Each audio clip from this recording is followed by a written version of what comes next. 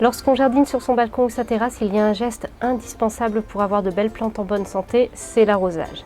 Dans cette vidéo, nous allons voir comment gérer au mieux les apports d'eau pour les plantes en pot. Lorsque le balcon est à ciel ouvert, on est tenté de se dire que les plantes reçoivent l'eau de pluie et que c'est bien suffisant. Mais ce n'est pas le cas parce que le feuillage a en général un effet parapluie et du coup, le terreau qui est dans le pot n'est pas aussi bien humidifié qu'on pourrait l'imaginer. De plus, les plantes en pot ne peuvent pas aller chercher de l'humidité en profondeur comme elles le feraient en pleine terre. Donc même les plantes qui sont à la merci des intempéries apprécieront un complément d'arrosage. Lorsqu'on arrose nos plantes en pot, les racines absorbent tout de suite de l'eau et le terreau se gorge d'eau pour la redistribuer par la suite à la plante. Seulement, sous l'action de la chaleur et du soleil qui peut taper sur le pot, cette eau qui est dans le terreau a tendance à sécher et à s'évaporer. On va donc faire en sorte de limiter l'évaporation de l'eau pour conserver l'humidité dans le terreau. Pour cela, les copeaux de bois hors brun sont particulièrement adaptés. On en fait une couche de quelques centimètres à la surface du terreau et elle va former une couche isolante qui va empêcher l'eau de s'évaporer.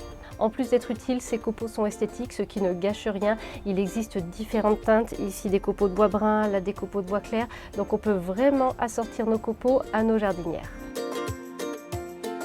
Il y a une chose à savoir qui vous évitera bien des déboires lorsque vous arrosez vos plantes, surtout évitez de mouiller le feuillage.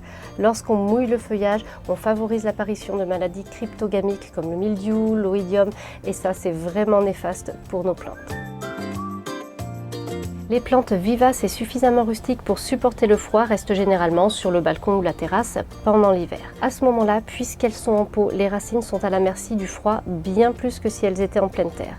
C'est pour cela que l'on déconseille toujours d'arroser lorsque les gelées arrivent, parce que l'eau qui gèle dans le pot peut provoquer des dégâts irréversibles sur les racines. Et surtout, pensez à quelque chose, ne laissez pas d'eau stagner au fond de vos coupelles. Pour finir, voici une dernière astuce à appliquer surtout en été quand il fait bien chaud. Pensez à faire vos arrosages tôt le matin ou bien plus tard le soir à la fraîche. Évitez d'arroser quand il fait bien chaud. Souriez, vous jardinez.